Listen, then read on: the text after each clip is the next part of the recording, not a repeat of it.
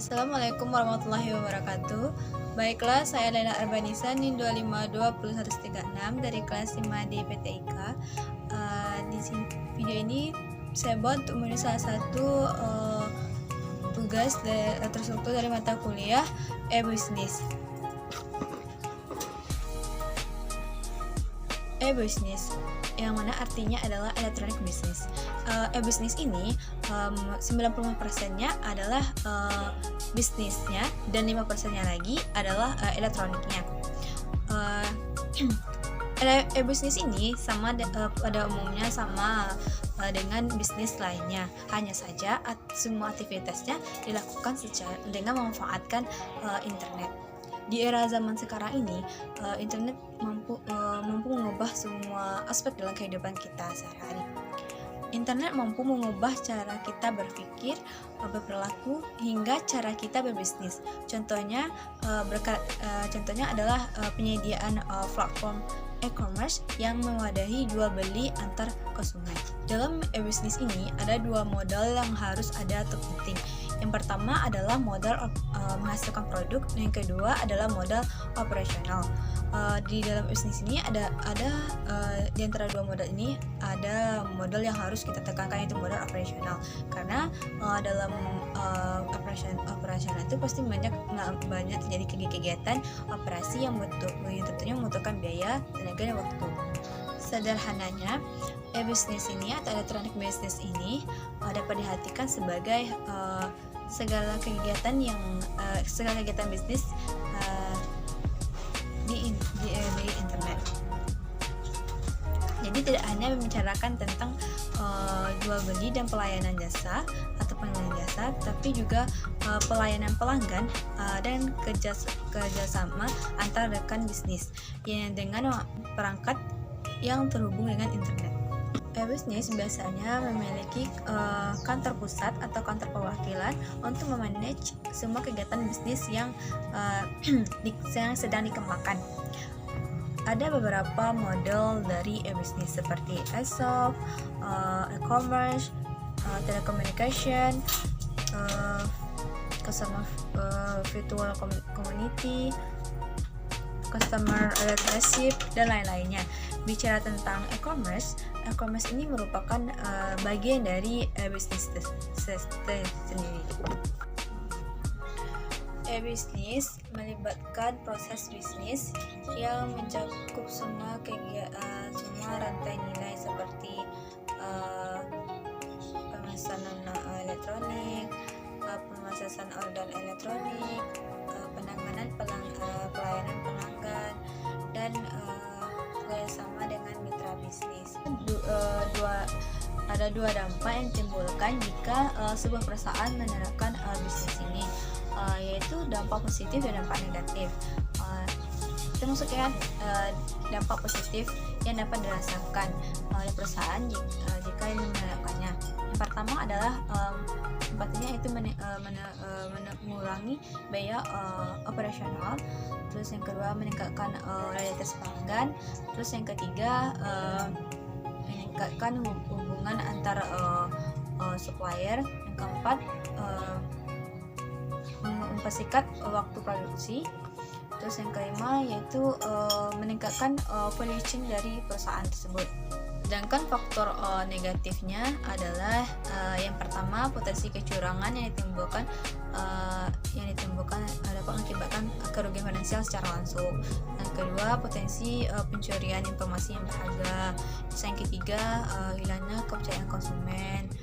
Terus yang keempat, gangguan dan teknis yang dapat menghilangkan kesempatan berbisnis. Terus yang kelima, faktor masalah yang tidak terduga seperti faktor masalah terjadi pada manusia atau pada sistem itu sendiri. Perusahaan yang menerapkan e-business ini dapat melakukan penetrasi pasar ke daerah baru, sehingga dapat menemukan calon pengguna atau calon pembeli baru.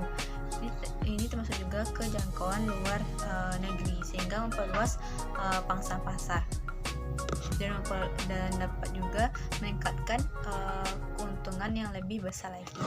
Ada 3 faktor kunci kesuksesan bisnis e-commerce. Yang pertama itu adalah situs, tampilan situsnya yang mudah menarik dan mudah dimengerti. Karena kita sebagai pelanggan pasti akan lebih senang membelanja di situs e-commerce yang mudah dimengerti secara cepat dan tentunya juga menarik, sehingga kita senang belanja di e-commerce tersebut. Terus kunci yang kedua adalah pelayanan yang baik. Bahkan e-commerce yang ingin besar itu pelayanan juga harus diutamakan, karena agar konsumen itu berbelanja di e-commerce itu merasa diperhatikan gitu, sehingga kita belanja juga senang gitu, dia tahu gitu apa yang dibutuhkan si pembelinya gitu. Terus yang ketiga adalah kemudahan dalam pembayaran. Nah, setelah tampilannya yang menarik, dan mudah mengerti, terus pelayanannya yang baik juga, terus juga selanjutnya adalah kemudahan dalam pembayaran. Percuma aja pelayanan yang baik tapi proses pembayarannya susah gitu, tetap aja situs itu tidak termasuk situs yang tidak ramah gitu ya, karena pembayarannya sulit gitu, karena tidak semua pelanggan atau klien itu mampu melakukan pembayaran. Fungsi dari bisnis itu adalah mendukung kegiatan marketing, produksi, accounting, finansial, dan human resources management dari bisnis yang dikembangkan tadi. Beberapa strategi agar online shop yang kita buat itu dapat lebih meningkat lagi gitu. Nah, strategi yang pertama itu adalah buat situs online shop berada di halaman pertama pencarian gitu. Tujuannya tentu tentu menemukan pelanggan baru gitu, dan akhirnya akan meningkatkan citra dari online shop yang kita buat gitu. Nah, untuk agar online shop kita ini berada di pencarian utama, halaman utama, kita dapat melakukan menyewa jasa CEO atau search engines optimization. Nah, dia akan meningkatkan ranking dari situs online shop yang kita buat tadi itu. Jadi sehingga online shop kita ini akan menarik perhatian dari pelanggan karena rankingnya naik. Kedua adalah memaksimalkan jaringan dan relasi. Nah, tujuannya adalah untuk mengecapkan strategi pemasaran dengan menawarkan barang dan jasa yang ada di online shop kita. Tentunya dengan hal ini kita bisa menarik pelanggan lebih banyak lagi dengan menawarkan barang dan jasa sesuai dengan kebutuhan konsumen itu sendiri. Selanjutnya adalah menambahkan konten marketing yang menarik.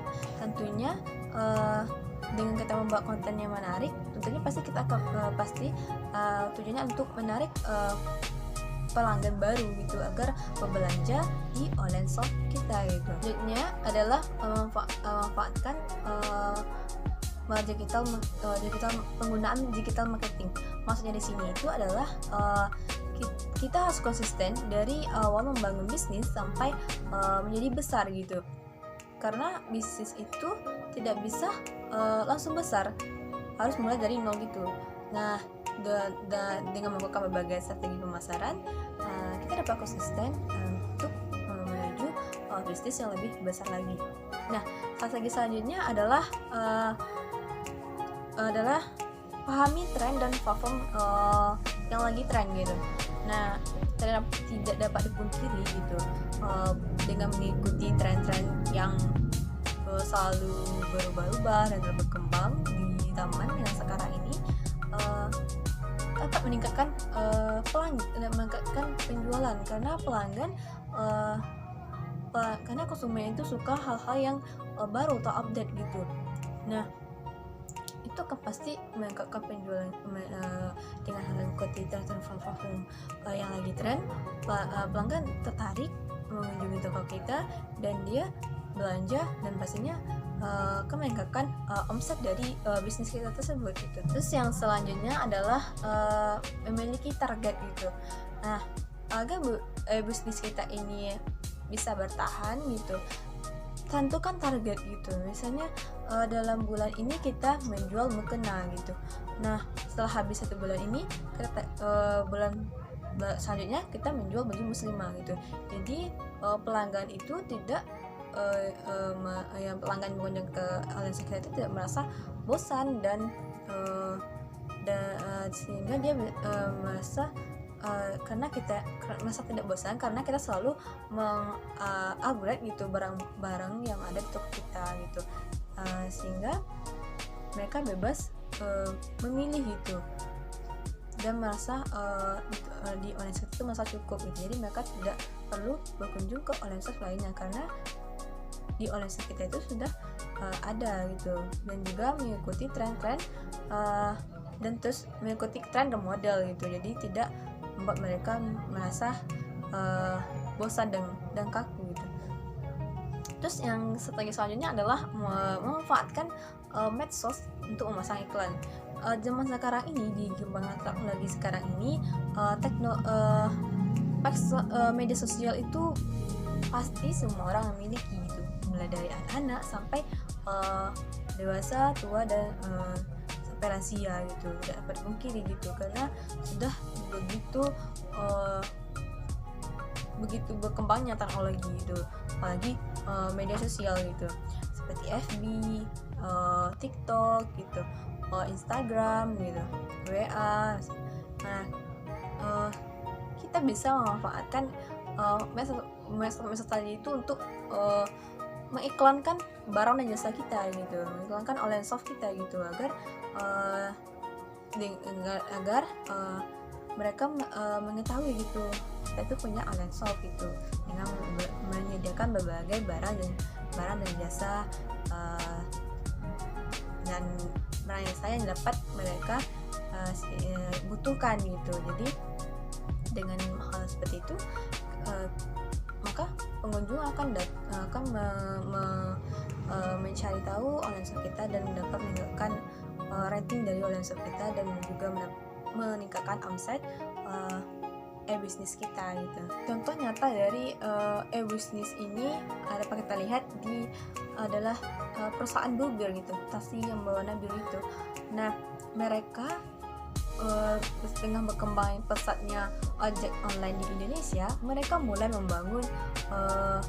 membuat taksi online versi mereka sendiri gitu, untuk menandingi Gojek dan Grab di bisnis ojek online gitu.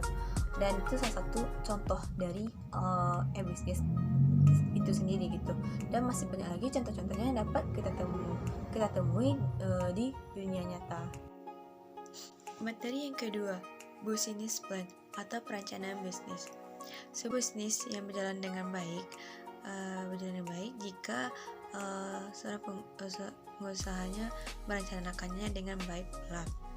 Perencanaan bisnis ini merupakan penelitian kegiatan mengenai organisasi yang sekarang dan yang akan datang, dan menyusun kegiatan untuk mendapatkan hasil yang diinginkan dan dituangkan dalam bentuk dokumen perencanaan. Nah, perencanaan bisnis ini lebih erat hubungannya dengan seorang wirausaha, karena agar ciptaan usaha yang direncanakan itu dapat sesuai dengan kenyataannya. Seorang bisnis walaupun ia bisa merencanakan sebuah usaha, belum tentu ia bisa mempraktekannya di dunia nyata. Begitu juga dan sebaliknya, orang yang pandai mempraktekannya atau pengusaha yang bisa dalam usaha, belum tentu ia bisa memahami apa itu konsep business plan gitu. Ini terjadi karena rencana ini lebih sering salah daripada benarnya gitu. Terlalu banyak faktor yang mengaruhi dan perlunya perhitungan dari perencanaan tadi. Business fit ini merupakan penjelasan mengenai suatu produk atau layanan yang dijelaskan oleh seorang entrepreneur kepada calon investornya atau calon pelanggannya gitu. Business fit ini biasanya dibuat dalam bentuk satu lembar. Nah, biasanya dalam business fit ini terdapat visi, misi serta strategi dari produk itu. Nah, di dalamnya itu sudah terdapat inovasi. Ada beberapa komponen umum business plan. Yang pertama itu adalah eksekusi sumari atau ringkasan. Dibuat pada bagian akhir. Cukup 1 atau 2 halaman saja. Terus yang kedua adalah deskripsi perusahaan. Terdiri dari legal dokumen pendirian, terus sejarah dan tujuan pendirian awal dari perusahaan tersebut. Terus yang ketiga adalah layanan atau produk. Di sini kita akan menjelaskan apa produk yang kita jual gitu, dan juga manfaat yang diperoleh oleh pelanggan dari produk yang kita jual. Terus yang keempat adalah analisis pasar. Kita juga harus mengetahui yang dimana kita harus mengetahui jenis pasar yang ada di sekitar kita gitu. Terus kita juga harus menganalisis apa kebutuhan dari pelanggan kita itu, dan juga kita juga mengetahui di mana keberadaan pelanggan tersebut gitu, dan bagaimana cara menjangkau pelanggan tersebut agar produk yang kita jual itu dapat mudah diakses oleh pelanggan kita gitu. Yang kelima adalah strategi dan implementasi. Maksudnya adalah jadi lebih spesifik lagi dan manajemen untuk bertanggung jawab terhadap pelaksanaan dan anggaran terhadap business plan yang kita rancang tadi. Keenam adalah tim manajemen. Sertakan latar belakang dari anggota tim kunci, rincian personil, dan strategi personil dan serta rincian. Terus yang ketujuh adalah rencana keuangan. Sertakan laba rugi, kas, neraca, input analisis, asumsi, dan rasio bisnis. Salah satu dari contoh dari salah satu business plan ini adalah Google,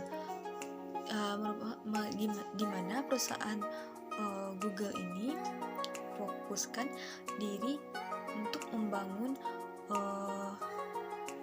produk yang benar-benar world change dan ground breaking gitu, dimana perusahaan ini memecahkan masalah ratusan juta orang di seluruh penjuru dunia.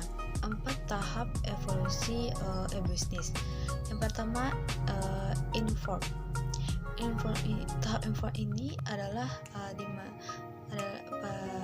adanya perusahaan yang mulai mencoba membangun program kecil yang menyediakan produk atau jasa yang berbasis internet. Contohnya adalah membangun website yang isinya produk-produk dan jasa yang ditawarkan perusahaan kepada pelanggannya. Misalnya dengan adanya website profil perusahaan, maka tidak perlu mencetak lagi dokumen dalam beribu-ribu. Pelanggan dapat mengecek dan melihat sendiri profil perusahaan itu secara online dengan memanfaatkan internet. Terus tahap yang kedua adalah automating. Automating di sini merupakan tahap mencoba untuk mengintegrasikan beberapa unit di dalam perusahaan yang masing-masing telah mengimplementasikan konsep kecil e-business. Contohnya adalah pengajuan anggaran dari masing-masing unit ke divisi keuangan melalui aplikasi berbasis web, basis database. Semua unit memasukkan anggarannya ke dalam sebuah aplikasi dan bagian keuangan secara otomatis akan memprosesnya yang prosesnya yang terdapat pada perusahaan. Nah, keseluruhan rangkaian proses di atas terdapat dibantu dalam sebuah aplikasi e-business tadi. Yang ketiga adalah integrasi. Tujuan dari tahapan ini adalah meningkatkan dan mengembangkan kinerja perusahaan secara signifikan. Contohnya adalah aplikasi packet delivery tracking yang digunakan oleh Federal Express, perusahaan Federal Express itu. Nah, dengan aplikasi ini pelanggan dapat mengecek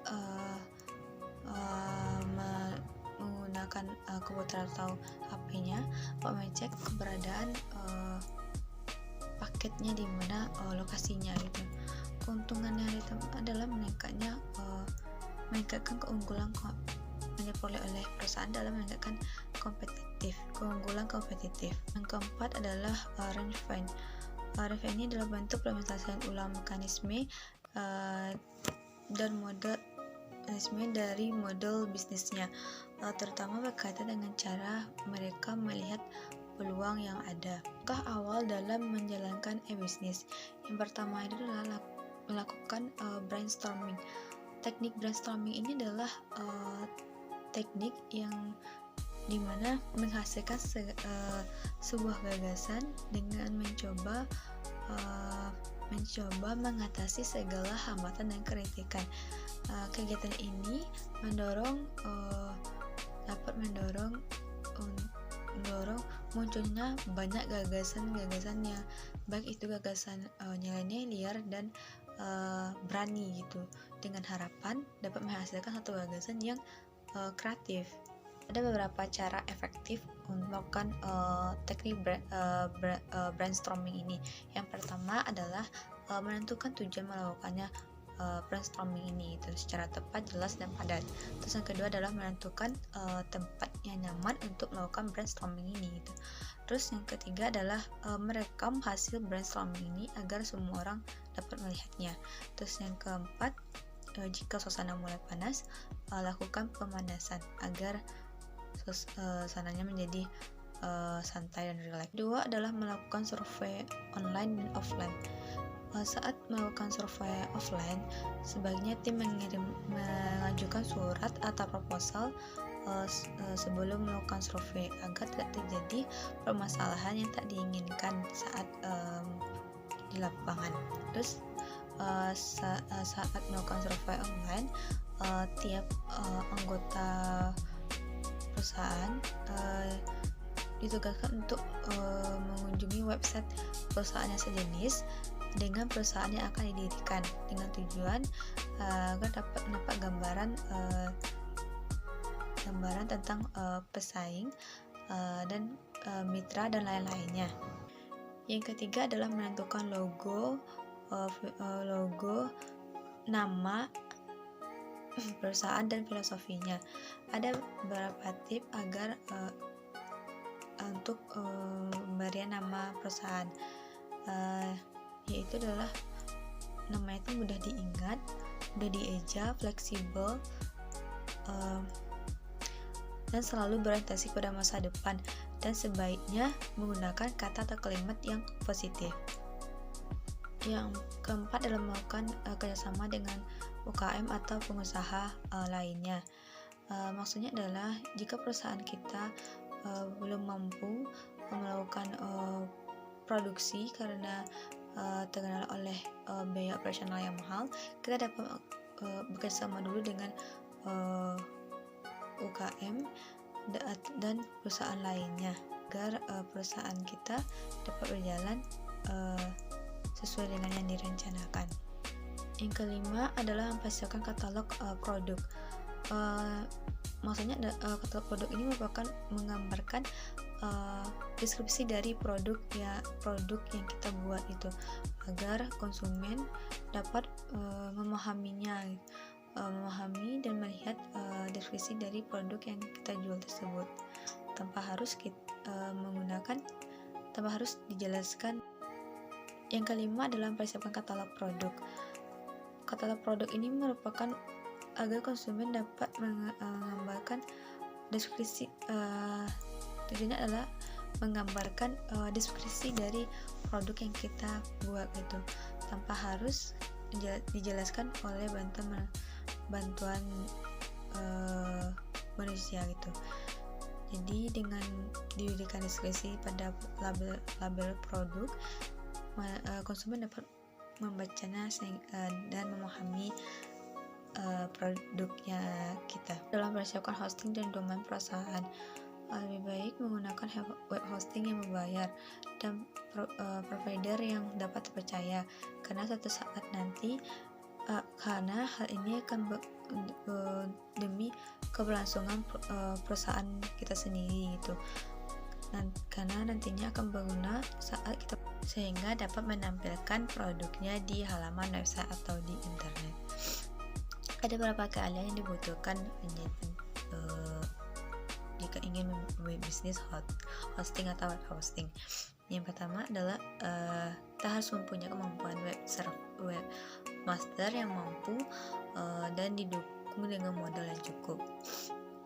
Kalian dibutuhkan oleh webmaster ini adalah untuk menjalankan usaha terhadap software, program, aplikasi development, misal Adobe Photoshop, Adobe Flash, CorelDRAW, jalankan bahasa pemrograman seperti PHP, MySQL. Yang kedua adalah business flipping site, di mana teknik ini adalah kita membeli domain lalu membuat situsnya lalu menjualnya kembali. Website yang untuk flipping adalah website yang memiliki niche khusus yang profitable agar mudah dijual dan memiliki nilai jual yang lebih tinggi. Profitable di sini maksudnya adalah website yang bisa menghasilkan duit, seperti online store, karena nilai klik jualnya lebih tinggi.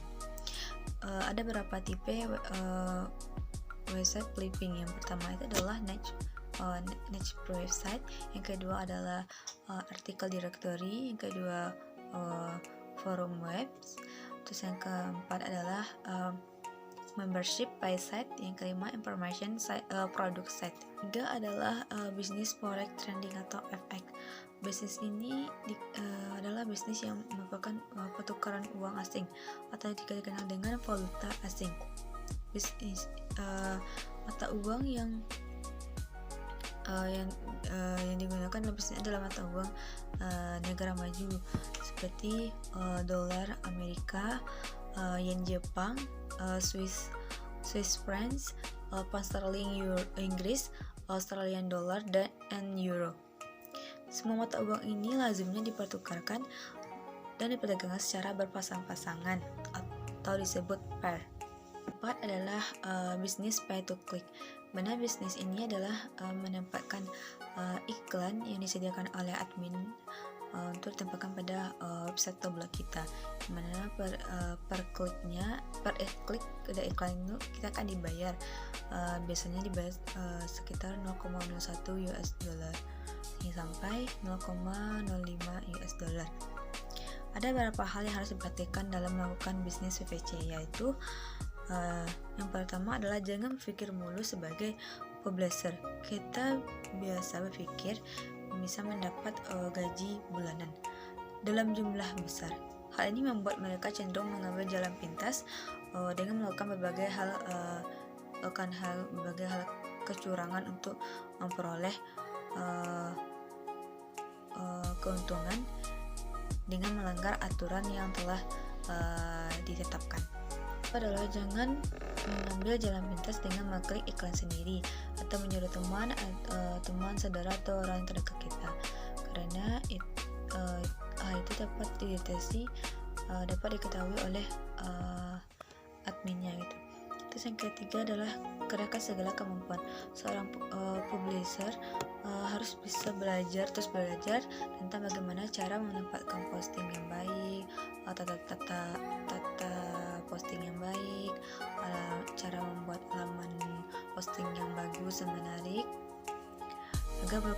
agar website yang kita rancang itu menarik dan bagus. Sistem PPC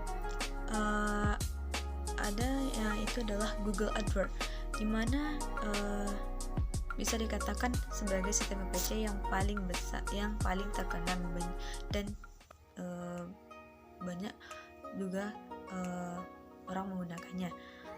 Yang kedua adalah Yahoo. Yahoo merupakan salah satu masuk juga PPC. Dan selanjutnya adalah MNS Ad Center. Yang kelima adalah bisnis Pay to Review atau PTR. Sebuah program bisnis online yang memberikan komisi pada membernya untuk setiap review produk yang dibuat dan dipublish di blognya. Maksudnya kita itu diminta, kita diberi sebuah produk, lalu kita mereview produk itu gitu, menjelaskan kelebihan produk itu. Nah, sama dengan kita hampir sama kayak kita di endorse gitu. Nah, lalu kita akan dibayar dari hasil review kita itu. Sekian, itulah penjelasan materi dari saya. Lebih dan kurangnya saya mohon maaf. Saya ucapkan assalamualaikum warahmatullahi wabarakatuh.